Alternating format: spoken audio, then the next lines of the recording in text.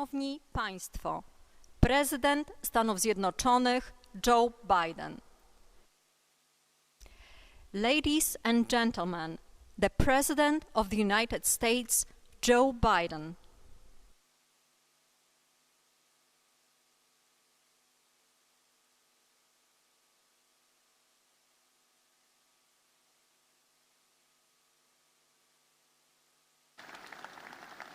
Thank you, thank you, thank you. Please, if you have a seat, be seated. If you don't, come up on stage. Thank you very much. It's a great honor to be here. Mr. President, they tell me you're over there somewhere. There you are. Thank you, Mr. President. Be not afraid. These were the first words at the first public address of the first Polish Pope after his election in October of 1978. They were the words that would come to define Pope John Paul II, words that would change the world. John Paul brought the message here to Warsaw in his first trip back home as Pope in June of 1979. It was a message about the power of faith, the power of resilience, the power of the people. In the face of a cruel and brutal system of government, it was a message that helped end the Soviet repression in the Central Land and Eastern Europe 30 years ago. It was a message that will overcome the cruelty and brutality of this unjust war. When Pope John Paul brought that message in 1979, the Soviet Union ruled with an iron fist behind an iron curtain. Then a year later, the Solidarity movement took hold in Poland. While I know he couldn't be here tonight, we're all grateful in America and around the world for Lech Walesa.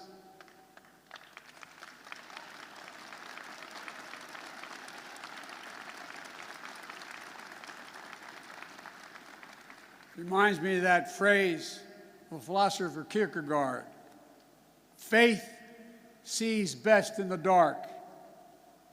And they were dark moments. 10 years later, the Soviet Union collapsed, and Poland and Central and Eastern Europe would soon be free. Nothing about that battle for freedom was simple or easy. It was a long, painful slog, fought over not days and months, but years and decades.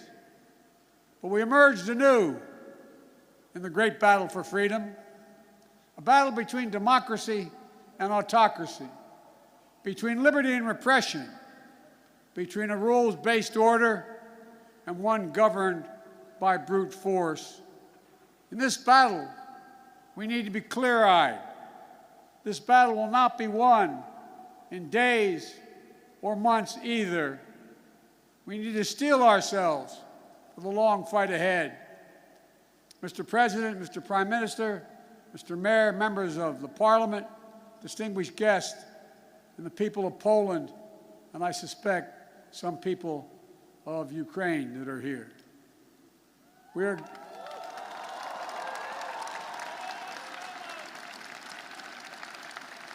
are gathered here at the Royal Castle in this city that holds a sacred place in the history of not only of Europe, but humankind's unending search for freedom. For generations, Warsaw has stood where liberty has been challenged and liberty has prevailed. In fact, it was here in Warsaw when a young refugee who fled her home country from Czechoslovakia was under Soviet domination came back to speak and stand in solidarity with dissidents. Her name was Madeleine Koebel Albright. She became one of the most ardent supporters of democracy in the world. She was a friend with whom I served, America's first woman Secretary of State. She passed away 3 days ago. She fought her whole life for essential democratic principles.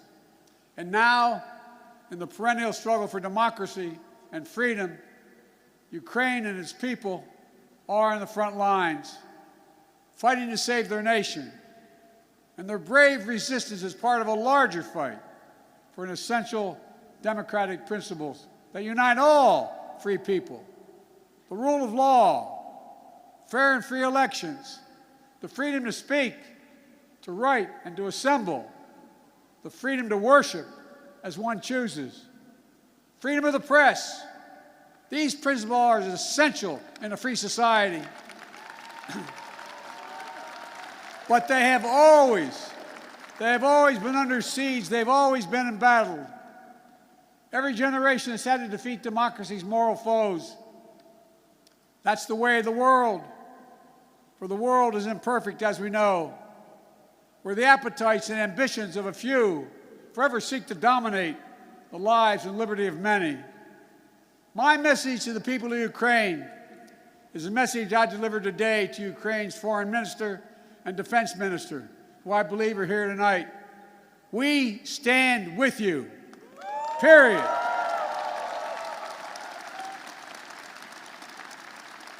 Today's fighting in Kyiv and Melitopol and Kharkiv are the latest battle in a long struggle.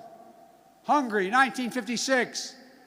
Poland, 1956, and then again, 1981. Czechoslovakia, 1968.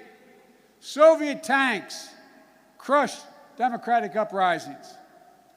But the resistance continued until finally, in 1989, the Berlin Wall and all the walls of Soviet domination, they fell. They fell. And the people prevailed.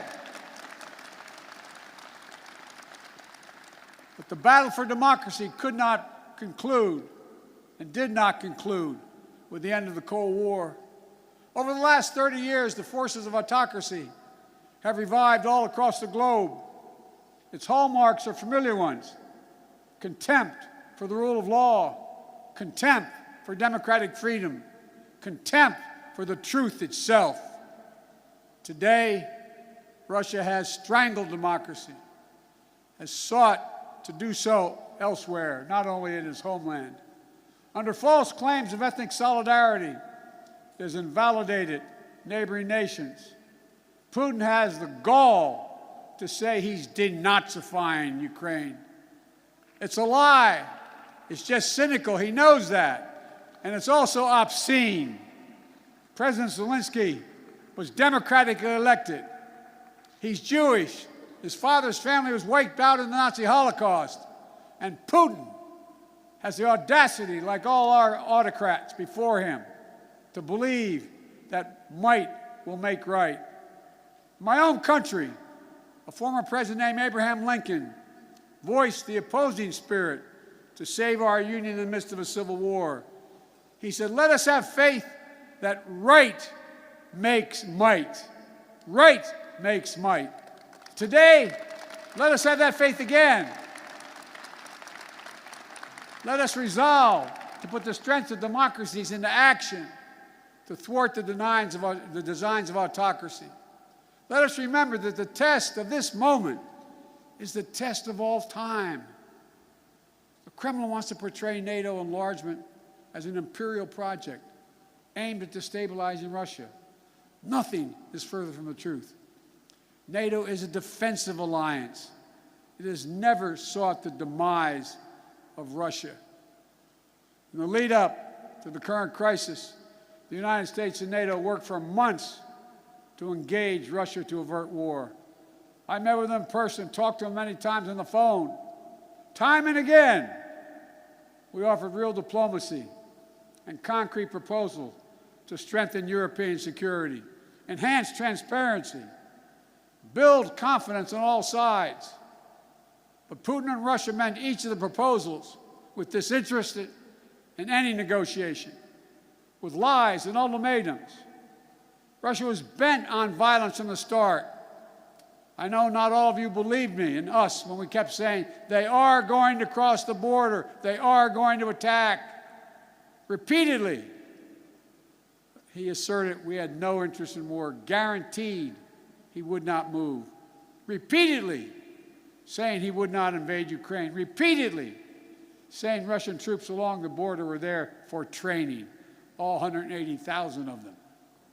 There is simply no justification or provocation for Russia's choice of war. It's an example of one of the oldest human impulses, using brute force and disinformation to satisfy a craving for absolute power and control. It's nothing less than a direct challenge to the rule-based international order established since the end of World War II. And it threatens to return to decades of war that ravaged Europe before the international rule-based order was put in place. We cannot go back to that. We cannot. The gravity of the threat is why the response of the West has been so swift and so powerful and so unified, unprecedented and overwhelming. Swift and punishing cost are the only things that are going to get Russia to change its course. Within days of his invasion, the West has moved jointly with sanctions to damage Russia's economy. Russia's central bank is now blocked from the global financial system, denying Kremlin's access to the war fund that's stashed around the globe. We've aimed at the heart of Russia's economy by stopping the imports of Russian energy to the United States. To date, the United States has sanctioned 140 Russian oligarchs and their family members, seizing their ill-begotten gains, their yachts, their luxury apartments, their mansions. We've sanctioned more than 400 Russian government officials, including key architects of this war. These officials and oligarchs have reaped enormous benefit from the corruption connected to the Kremlin. And now they have to share in the pain. The private sector is acting as well. Over 400 private multinational companies have pulled out of doing business in Russia, left Russia completely, from oil companies to McDonald's. As a result of these unprecedented sanctions, the ruble almost is immediately reduced to rubble. The Russian economy, that's true, by the way, takes about 200 rubles to equal $1. The economy is on track to be cut in half in the coming years. It was ranked, Russia's economy was ranked the 11th biggest economy in the world before this invasion. It will soon not even rank among the top 20 in the world. Taken together, these economic sanctions are a new kind of economic statecraft with the power to inflict damage that rivals military might. These international sanctions are sapping Russian strength, its ability to replenish its military, and its ability to project power. And it is Putin, it is Vladimir Putin who is to blame, period.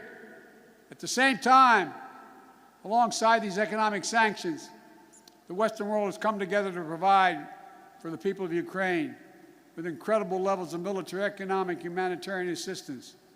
In the years before the invasion, we, America, had sent over $650 million before they crossed the border in weapons to Ukraine, including anti-air and anti-armor equipment. Since the invasion, America has committed another $1.35 billion in weapons and ammunition. And thanks to the courage and bravery of the Ukrainian people, the equipment we've sent and our colleagues have sent have been used to devastating effect to defend Ukrainian land and airspace. Our allies and partners have stepped up as well. But as I've made clear, American forces are in Europe, not in Europe, to engage in conflict with Russian forces. American forces are here to defend NATO allies. Yesterday, I met with the troops that are serving alongside our Polish allies to bolster NATO's frontline defenses. The reason we want to make clear is their movement on Ukraine. Don't even think about moving on one single inch of NATO territory. We have sacred obligation. We have a sacred obligation under Article 5 to defend each and every inch of NATO territory with the full force of our collective power. And earlier today, I visited your national stadium, where thousands of Ukrainian refugees are now trying to answer the toughest questions a human can ask. My God, what's going to happen to me? What's going to happen to my family? I saw tears in many of the mothers' eyes as I embraced them. They're young children. They're young children, not sure whether to smile or cry. One little girl said, "Mr. President," she spoke a little English, "if my brother and my daddy, are they going to be okay? Will I see them again?" Without their husbands, their fathers, in many cases, their brothers and sisters who stayed back to fight for their country. I didn't have to speak the language or understand the language to feel the emotion in their eyes, the way they gripped my hand.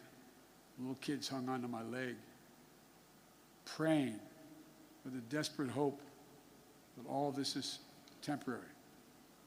Apprehension that they may be perhaps forever away from their homes. Almost a debilitating sadness that this is happening all over again. But I was also struck by the generosity of the people of Warsaw, for that matter, all the Polish people, for the depths of their compassion, their willingness to reach out, for opening their hearts. Say to the mayor and the premier, they're opening their hearts and their homes simply to help. I also want to thank my friend, the great American chef, Jose Andres, and his team for help feeding those who are yearning to be free. But helping these refugees is not something Poland or any other nation should carry alone. All the world democracies have a responsibility to help, all of them. And the people of Ukraine can count on the United States to meet its responsibility. I've announced 2 days ago we will welcome 100,000 Ukrainian refugees. We already have 8,000 a week coming to the United States of other nationalities. We'll provide nearly $300 million in humanitarian assistance, providing tens of thousands of tons of food, water, medicine, and other basic supplies. In Brussels, I announced the United States is prepared to provide more than $1 billion in additional humanitarian aid. The World Food Program told us that despite significant obstacles, at least some relief is getting to major cities in Ukraine, but not not Mariupol, because Russian forces are blocking relief supplies. But we'll not cease our efforts to get humanitarian relief wherever it is needed in Ukraine and for the people who have made it out of Ukraine. Notwithstanding the brutality of Vladimir Putin, let there be no doubt that this war has already been a strategic failure for Russia, already.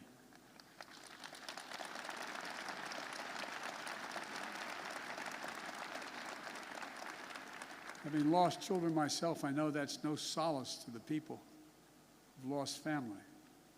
But he, Putin, thought Ukrainians would roll over and not fight.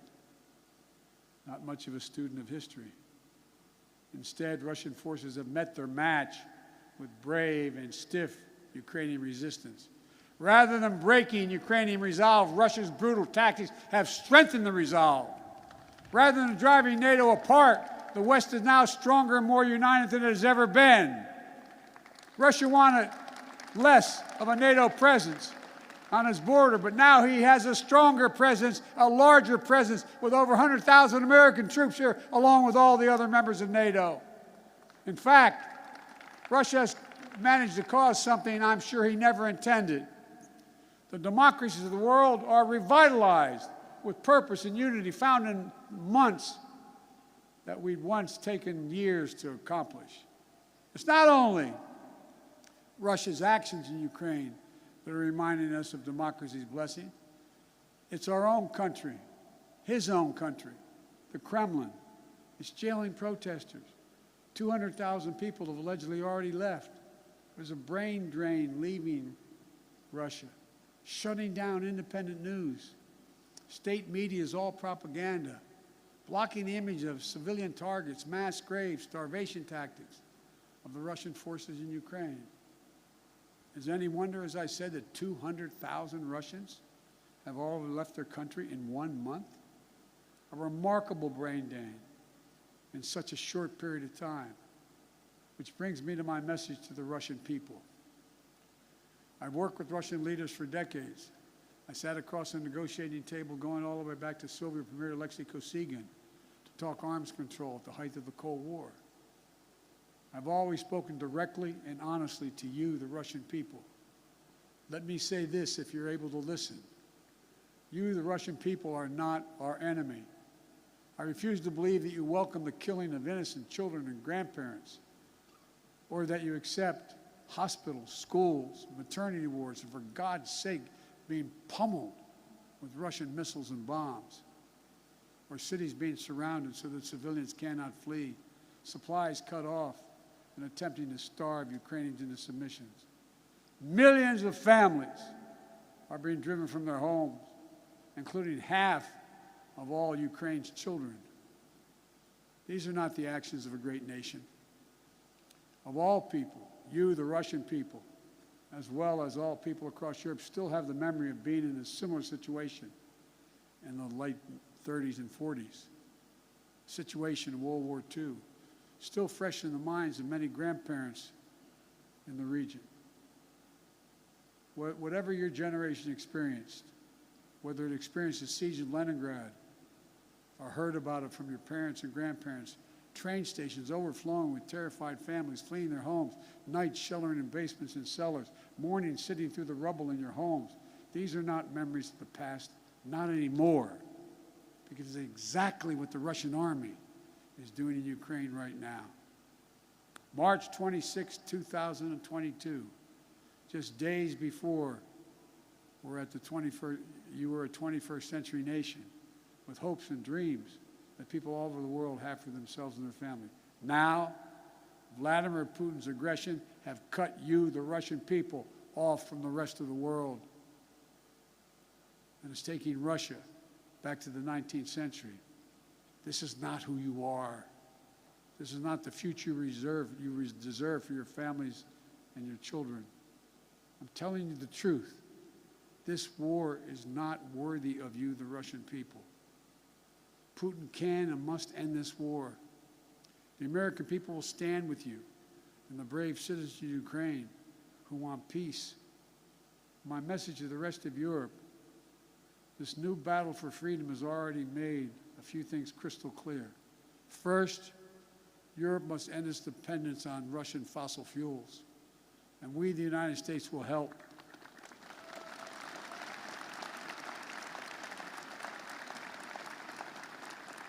That's why just yesterday in Brussels, I announced the plan with the President of the European Commission to get Europe through the immediate energy crisis. Over the long term, as a matter of economic security and national security for the survivability of the planet, we all need to move as quickly as possible to clean, renewable energy.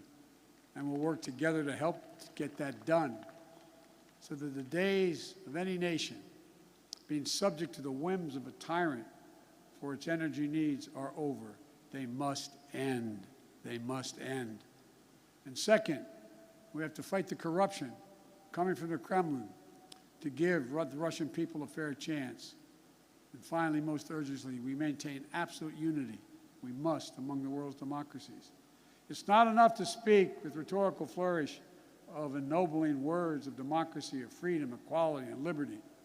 All of us, including here in Poland, must do the hard work of democracy each and every day. My country as well. That's why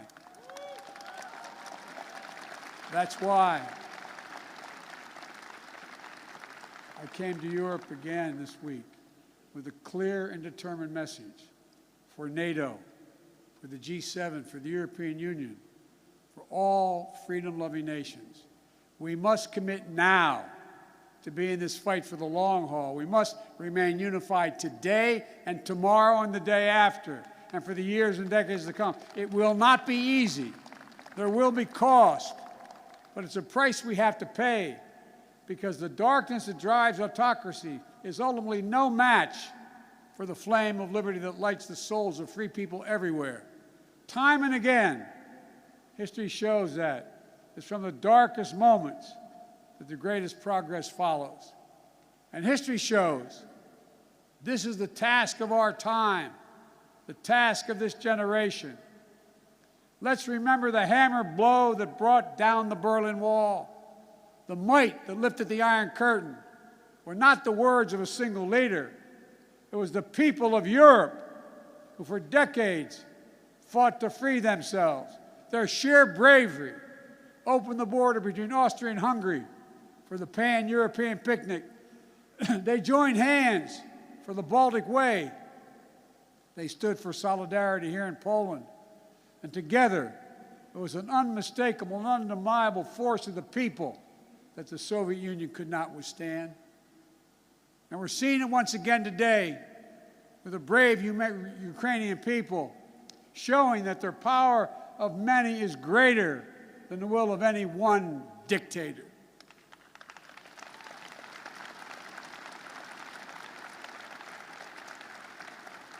So in this hour, let the words of Pope John Paul burn as brightly today. Never, ever give up hope. Never doubt. Never tire. Never become discouraged. Be not afraid.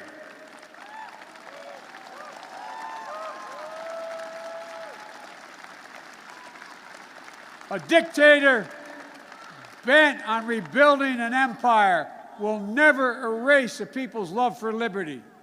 Brutality will never grind down their will to be free. Ukraine will never be a victory for Russia, for free people refused to live in a world of hopelessness and darkness. We will have a different future, a brighter future, rooted in democracy and principles, hope and light, of decency and dignity, of freedom and possibilities. For God's sake, this man cannot remain in power. God bless you all, and may God defend our freedom, and may God protect our troops. Thank you for your patience. Thank you. Thank you. Thank you.